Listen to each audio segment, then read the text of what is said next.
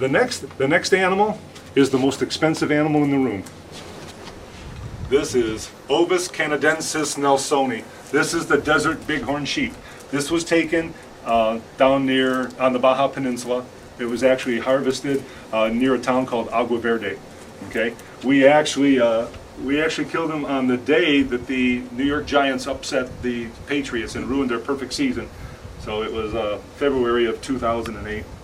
Any of the species of sheep are extremely good eating, but I'd still put muskox just a slight notch above them. Okay, very, very fun animal to hunt though. The next animal that I hunted was about 3 months later, and that was Ovis dalli. This is the Dall Sheep. We actually killed him on the very first day of the hunt. We stalked within about 40 yards. He continued feeding toward us, and when he got to about 33 yards, I shot him right there. And because it's a high poundage bow, the arrow actually came out his back end. Okay, it completely traversed the body of the animal. He went 60 yards and fell over, and I was doing a victory dance in the mountains of the Northwest Territories. This animal was taken in Mexico. This animal was taken in the Northwest Territories of Canada, and this would have been July 15th of 2008. Is this part of that Sheep Grand Slam? Yes. Okay. Yes, this was the first one of the Sheep Grand Slam. This is the second one of the Sheep Grand Slam. Okay. The third one is by far the most fortuitous. Yes. Yeah. Yes. I got it. And that is Ovis in right off of I-70. I mean, we actually glassed this guy within 200 yards of the road, and therein lies the challenge. You can't hunt the animals within 440 yards of the road, which is a quarter mile. So we actually had to wait for the rams to go up the mountain. And once they got about probably 500-600 yards from the road, I put a stalk on him and took him. But I hunted. Now, when you use the term stalk, what does that mean? You see an animal, he might be 300 yards away, and you've got to figure out a way to get within 40 yards of him without him hearing or seeing or smelling you. And remember, he's out there every day. He does this for a living. Okay? Their instincts, their sixth sense is far more developed than ours. People don't understand how hard it is to get within 30 or 40 yards of an animal with eyesight like theirs. They have the eyesight of an 8-power pair of binoculars. With a gun, not a big deal. If you can shoot 300 yards, bang, and they're done. But to do it with a bow and arrow, I mean, you've got to get, like from here to the road, you've got to get 30 or 40 yards away. And it's very difficult because they travel in groups. You're not usually just trying to fool one animal. He's got the other rams and other females, so you're trying to fool 30 or 40 pairs of eyes sometimes, and it's very difficult. I mean, imagine being at at a fair or a playground or something, and trying to get within range of the tallest person on the playground without one of the other people in the group seeing any of you. And these also have the sense of smell. So you've also got to do it in such a way that you're coming in. You have to have the wind in your face. Because if you have the wind at your back, they'll smell you and they'll run away. They can smell you at 200 yards.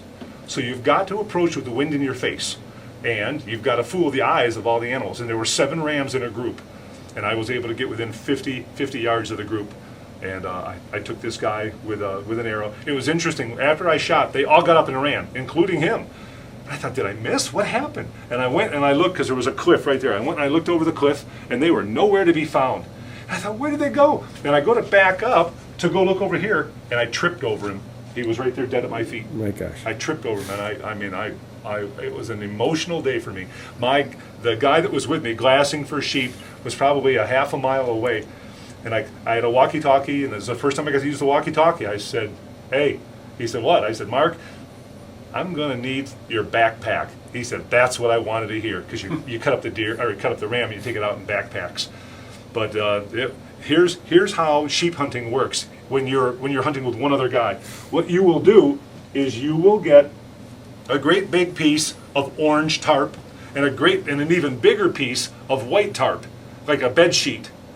And you'll have your buddy get on a mountain a half a mile away, and he'll look, and when he sees the sheep, he'll put the sheet out, and he'll put a rock on all 4 corners so it doesn't blow away. Then he'll say, okay, Jake, you're below the ram quite a ways, and you're a little bit to the west of him. So he'll take the orange tarp out, and he'll walk maybe 15 yards down the hill, and he'll put the orange tarp down with a couple rocks on it. Because you can't use walkie-talkies during the stalk. That's not fair chase.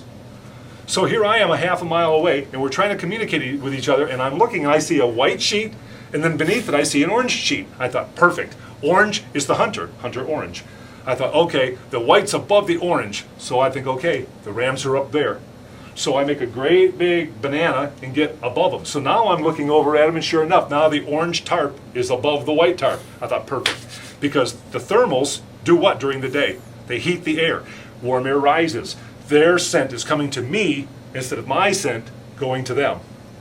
So now it's all about moving very, very slowly. You know, you'll move like this, and then you'll look for 2 or 3 minutes because you got 8 sets of eyes looking for you. And you're looking, you don't see anything. And I mean, you move that fast for 3, 4, 5, 6 hours. It'll take you that long to cover the last 100 yards or 200 yards. You can't give the impression of moving. If you move, the ram's eyesight is so good, they'll pick up movement, and then they're zeroed on that spot for the next 10 minutes while they chew their cud. You have to move without actually moving. We call it, you know, the creep. You know, you're moving so slow, the perception is that you're not really moving, just like this. And you do it for every animal you hunt. Ovis canadensis stonei. This is the stone ram. Okay, this was the 4th one I needed to complete my Grand Slam in like 6 months, and I got him. I hit him at noon on the last day of my hunt. We tracked him, and I finished him off at 6 o'clock at night. There were 8 grizzly bears on the mountain with us. Needless to say, this was the fastest skinning job in history, okay? Because we were pretty confident that if we could get the cape off and all the meat in our backpacks, the bears would be content to feed on the carcass and the gut pile, and they'd leave us alone. And it was in the middle of a snow squall, so we were lucky to get off the mountain without any grizzly-related incidents because my guy didn't have a gun with him. We were without a gun, okay?